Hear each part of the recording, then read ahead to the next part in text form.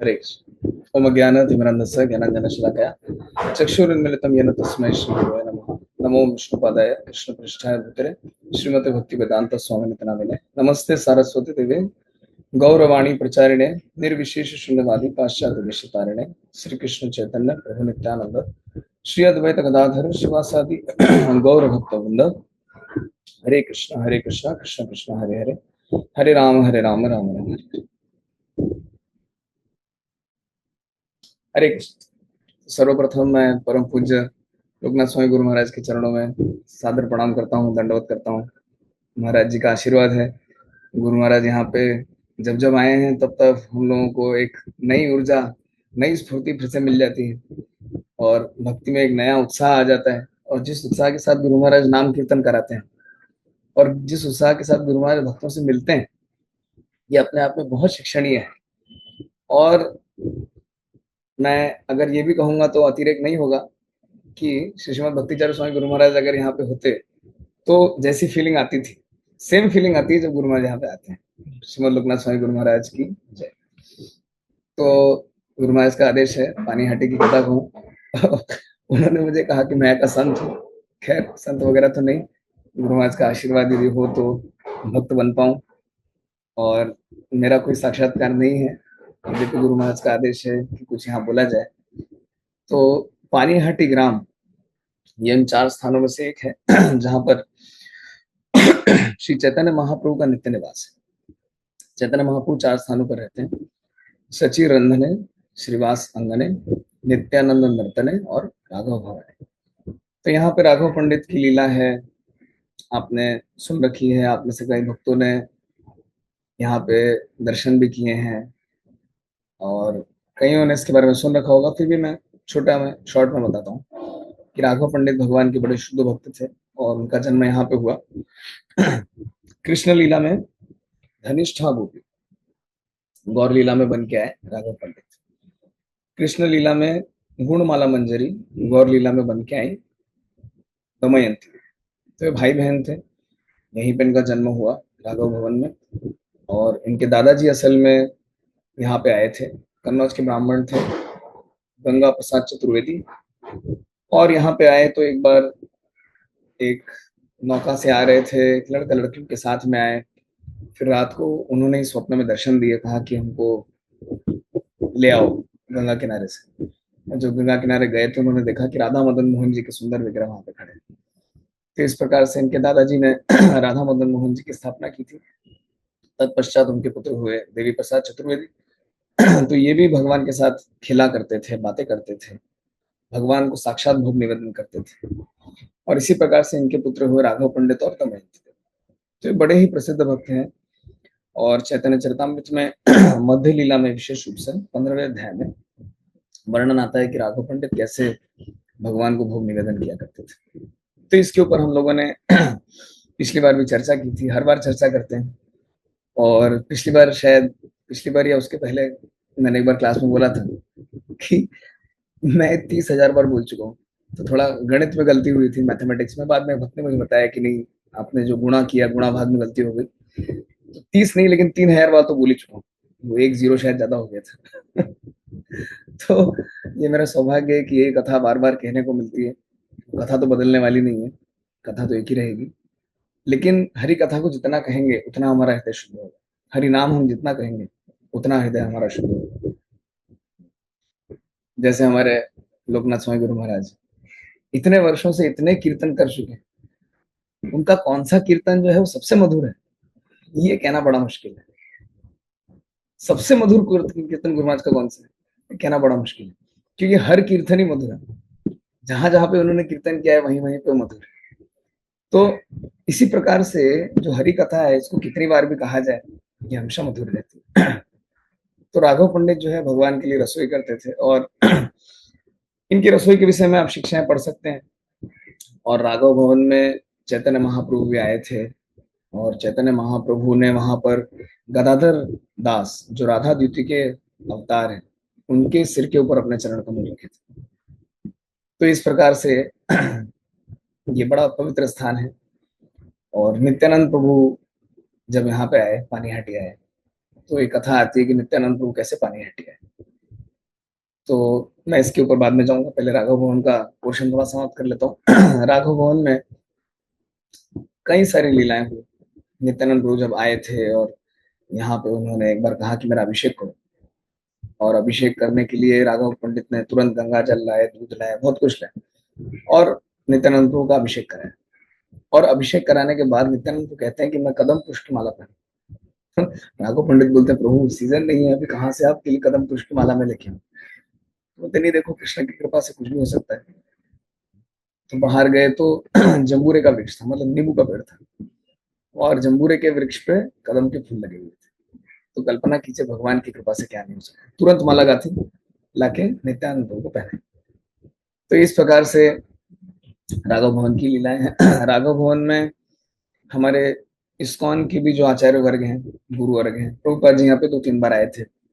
और उसके बाद श्री श्रीमद तमाल कृष्ण स्वामी महाराज, ये जब भी कोलकाता में रहते और एकादशी का दिन होता, तो राघव पंडित के जो समाधि है, जिसके ऊपर 500 साल पुरानी 2 लताएं लगी हुई, उसके नीचे बैठ करके घंटों घंटों जप किया करते थे। और परम पूज्य जयपताका स्वामी महाराज जब भी राघव भवन आते थे, विशेष रूप से द्वादशी का पारण यहाँ पे करते थे। और श्री श्रीमद भक्तिचार्य स्वामी महाराज वे जब यहाँ पे आए, तो यहाँ पे जो सेवाइट थे उन्होंने कहा कि महाराज जी हम आपको ये मंदिर दे देते हैं, आप ही संभालिए, लेकिन शर्त यह है कि आपको यहाँ रहना पड़ेगा। तो महाराज जी ने बोला कि नहीं, मैं तो सन्यासी हूँ, मुझे सारी दुनिया में भ्रमण करना होता है, प्रचार करना होता है, तो मेरे लिए संभव नहीं। तो इस प्रकार से हमारे आचार्य वर्ग, गुरु वर्ग जब भी आते हैं, दर्शन करते हैं, तो राघव भवन, इसकी एक खासियत है, वहां पर राघव पंडित महाप्रभु के लिए जो भी भोग भेजा करते थे, आज भी जगन्नाथपुरी में रथ यात्रा शुरू होने के पहले जो भोग जाता है वो राघव भवन से जाता है। ट्रेन की एक पूरी बोगी बुक की जाती है और वहां जाकर के गंभीरा में भोग लगता है नेत्रोत्सव के दिन, और फिर अगले दिन रथ यात्रा शुरू होती है। ये अभी तक ट्रेडिशन चल रहा है। तो इस प्रकार से ये जो राघव भवन है, राघव पंडित है, इनकी बहुत ही सुंदर सुंदर लीलाएं हैं। और ये लीलाएं जो हैं, अभी हमारी ये नई पुस्तक आ गई है, वही पुस्तक है, लेकिन अब ये गोल्डन एज मीडिया ने छापी है, the glorious history of Panihati.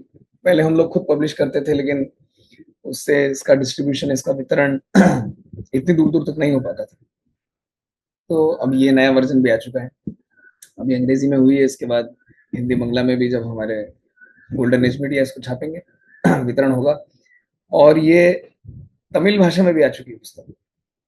तो इसके ऊपर बहुत काम हो चुका है, काम हो रहा है क्योंकि प्रभुपाद जी की इच्छा थी, एक बार प्रभुपाद जी ने इस तरह इच्छा प्रकाश की थी।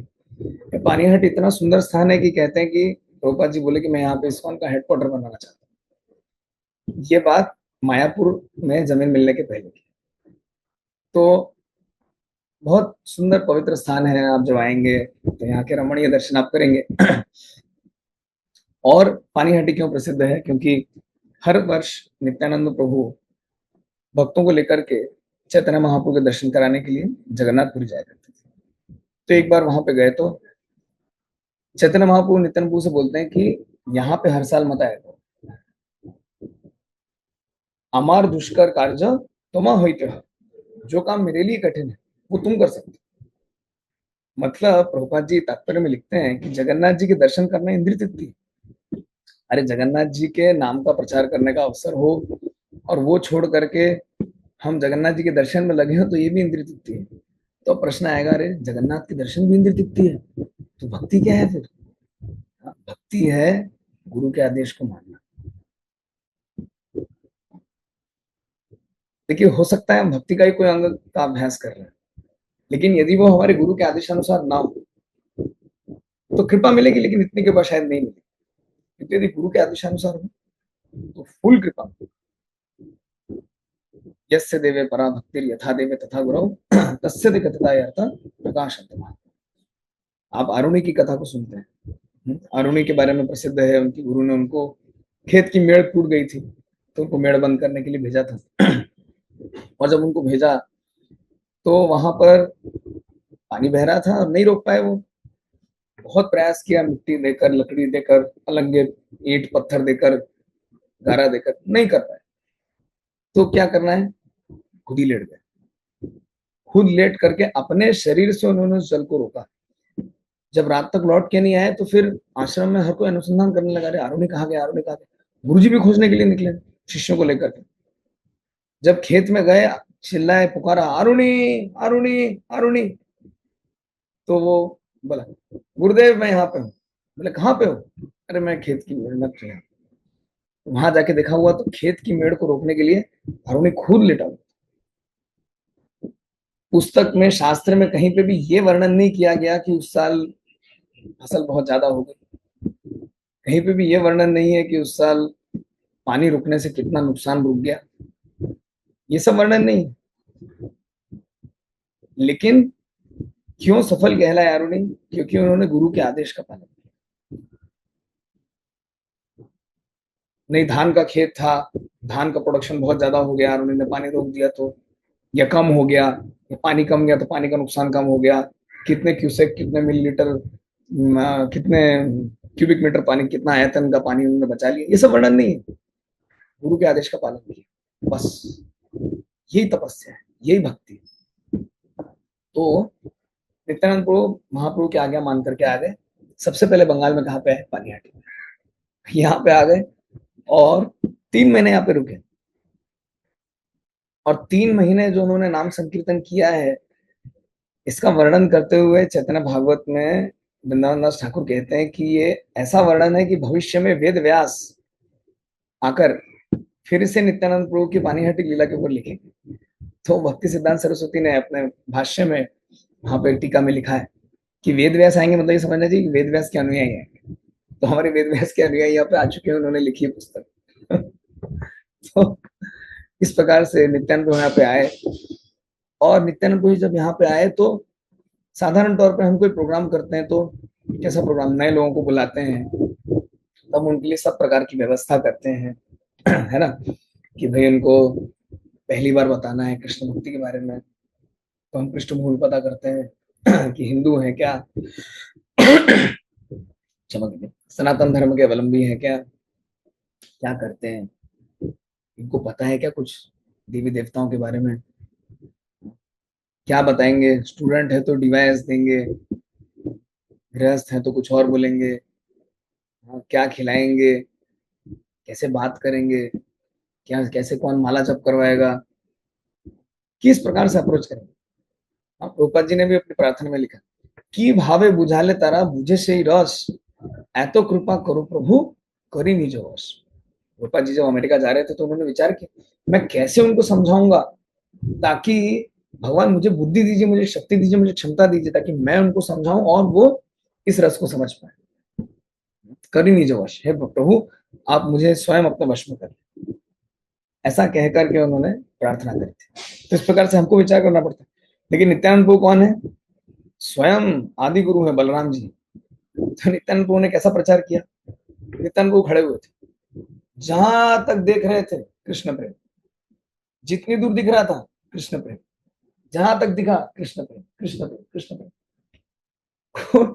कोई फॉर्मूला नहीं, कोई शॉर्टकट नहीं, कुछ नहीं, डायरेक्ट कृष्ण प्रेम। योग्यता अयोग्यता, पात्र अपात्र, कुछ विचार नहीं किया, डायरेक्ट कृष्ण प्रेम।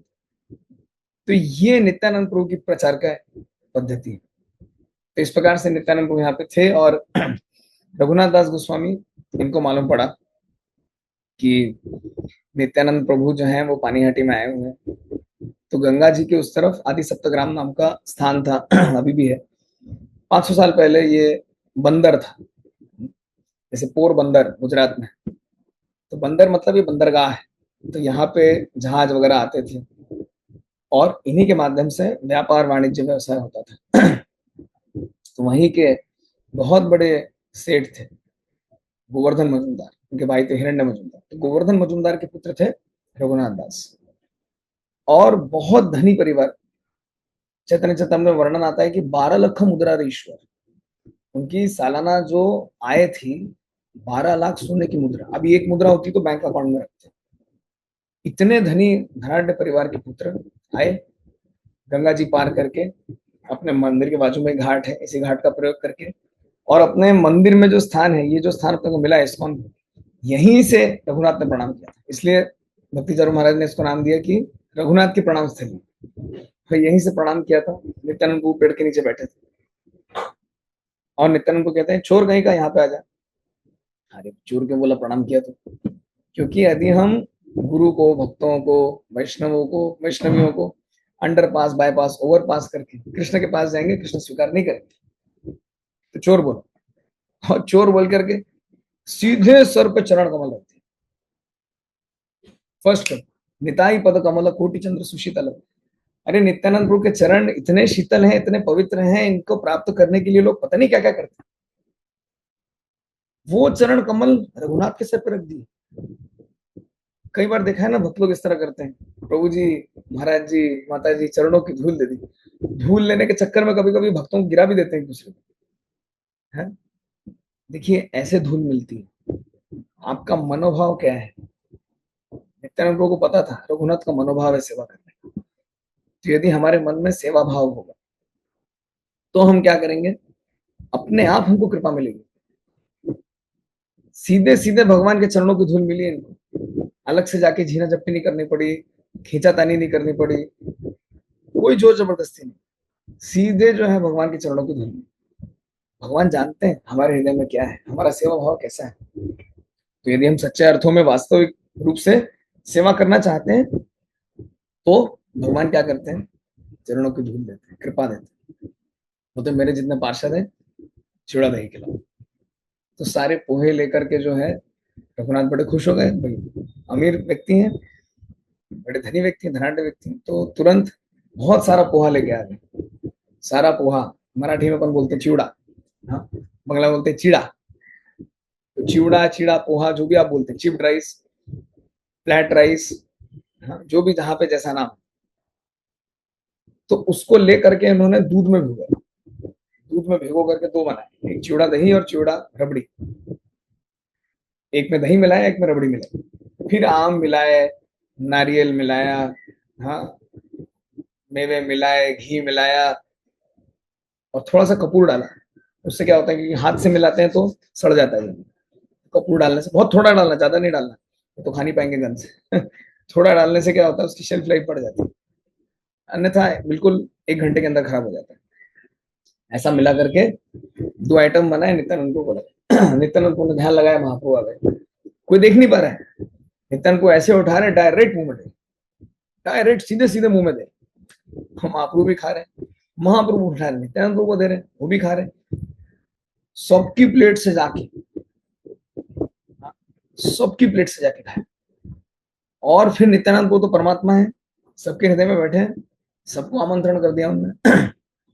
भारत में देखते हैं ना, कहीं पे भंडारा वगैरह होता है तो कैसी भीड़ लग जाती है, तो लाखों आदमी आ गए, कहाँ कहाँ से आ गए पता नहीं, और पूरा स्थान भर गया, गंगा जी में उतर गए, गले तक उतर गए, हाथ में एक हांडी ऐसे लेकर के ऐसे ऐसे खाए। आज तक अक्षरशः ऐसे ही होता है। तो इसलिए पानीहाटी बड़ा प्रसिद्ध है और हर वर्ष यहाँ पे लीला होती है।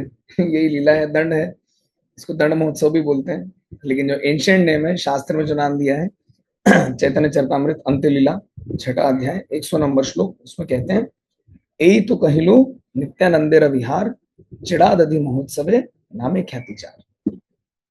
जो एंशिएंट नेम है, शास्त्रिक नेम है, वो है चिड़ा दधि महोत्सव। जो दधि, संस्कृत शब्द है दधि, और दही जिसको अपन हिंदी में कहते हैं। तो इस प्रकार से लीला हुई और हर वर्ष होती है। और 2018 से हम लोगों ने इसको विस्तार करके 5 दिन का बनाया। तो गंगा सफारी, गंगा पूजा के दिन हम लोग गंगा सफारी पे गए थे। भक्ति प्रेम महाराज भी यहाँ पे आए हुए हैं और भक्तिसार गोविंदानंद महाराज हैं। तो महाराजों को लेकर के हम गंगा जी पे गए थे, खिदिरपुर डॉक तक, जहाँ से प्रभुपाद जी ने अमेरिका के लिए यात्रा शुरू की थी। तो वहां पे दर्शन किए, रास्ते में कथा कीर्तन प्रसाद सब कुछ हुआ।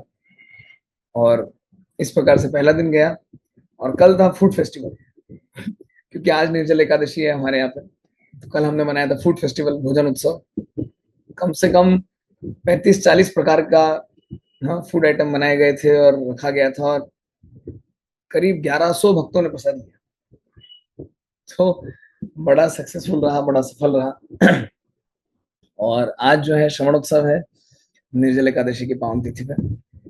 तो अनंग मोहन प्रभु, पद्मनेत्र प्रभु, कमलापति प्रभु, भक्ति प्रेम महाराज, भक्ति सार गोविंदानंद महाराज, सुमित्र कृष्ण प्रभु, इस प्रकार से हमारे सब प्रवक्ता हैं, प्रवचन करेंगे। कृष्ण कथा हमें सुनने को मिलेगी। और कल है दंड महोत्सव, पनिशमेंट।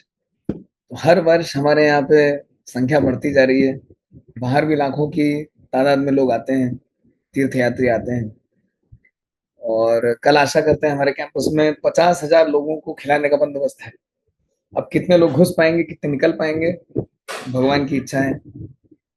और आप लोगों ने पंढरपुर में भीड़ देखी होगी, आषाढ़ी एकादशी पे भीड़ देखी है, लेकिन उस भीड़ को अगर कंप्रेस कर दें और एक छोटी जगह में भर दें तो वो क्या हो जाएगा, आप कल्पना कर सकते हैं। मैं गारंटी देके कहता हूँ, भीड़ के बारे में आपकी जितनी गलतफहमी है यहाँ पे आके सब दूर हो जाएगी। सिर्फ नरमुंड दिखते हैं, सिर दिखते हैं, गले के नीचे भी नहीं दिखता, इतने लोग आते हैं, जत्थे का जत्था घुसता है, निकलता है। तो बहुत सारे वैष्णव की सेवा करने का अवसर मिलता है। तो आप सभी से प्रार्थना करते हैं कि आप आशीर्वाद दीजिए, कृपा करें कि आगामी काल ये अनुष्ठान बड़े अच्छे से हो पाए। और परम पूज्य लोकनाथ महाराज, गुरु महाराज भी आते थे अभी, क्योंकि बहुत भीड़ रहती है और महाराज का स्वास्थ्य भी थोड़ा ठीक नहीं है। तो आशा करते हैं अपने अपने स्थान से आप लोग जहाँ पे भी बैठे हैं, निर्जला एकादशी के इस पावन तिथि पे, हो सकता है कहीं पर द्वादशी हो, हमारे यहाँ महाद्वादशी है क्योंकि कल त्रयोदशी है। तो हमें आशीर्वाद दें और भगवान से प्रार्थना करें निर्विघ्न ये अनुष्ठान हो जाए, क्योंकि बहुत भीड़ होती है, पुलिस का बड़ा बंदोबस्त रहता है, प्रशासन भी बड़ी कड़ाई से सब कुछ करता है, किंतु वैष्णवों की कृपा छोड़ करके कुछ नहीं होता है। क्योंकि 3 दिन से इतनी जबरदस्त बारिश हो रही है। जब हम लोग गंगा सफारी पे गए थे तो सब भक्तों ने मिलकर के प्रार्थना की थी कि हे भगवान, आज की गंगा सफारी में बरसात ना हो, नहीं तो सब गीले हो जाते हैं, किसी किसी को सी सिकनेस होने लगती है, उल्टियां होने लगती हैं।